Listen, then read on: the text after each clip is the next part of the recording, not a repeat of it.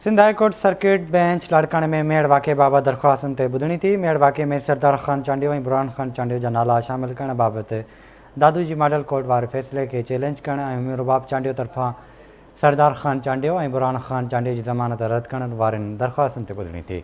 उमिरि बाब चांडियो पंहिंजे वकील सलाउद्दीन ऐं बुरहान ख़ान चांडियो पंहिंजे वकील समेत अदालत में पेश थियो।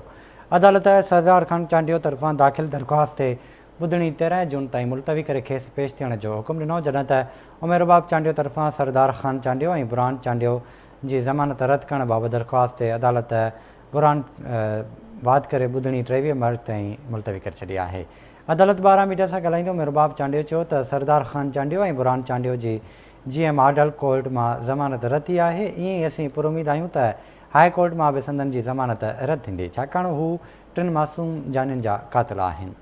सरदार चांडियो जी ज़मानत रद्द थियण वारी जेका दरख़्वास्त हुई उन ते ऑनरेबल कोर्ट जे तरफ़ खां उनखे नोटिसिस इशू कया विया आहिनि। कमिंग मंथ जी 13 तारीख़ ते सरदार चांडियो खे घुरायो वियो आहे कोर्ट, त हू अची करे ज़ाहिरा फेस कनि ट्रायल खे, उनखे बेल एप्लीकेशन जेका आहे उनखे सो पुरुमीद आहियूं इंशाल्लाह। ऐं जेको आहे सो बुरहान चांडियो जी हिते बेल एप्लीकेशन जेका ऑलरेडी फाइल थियल आहे, जिन ते जेको आहे सो केस हले पियो थो, सो पुरुमीद आहियूं त इंशाल्लाह जीअं ट्रायल कोर्ट मां हुनजी ज़मानत रद्द थी आहे, हू क़ातिल आहिनि, हू 3 मासूम माण्हुनि जूं जेको आहे सो जानूं वठी चुका आहिनि।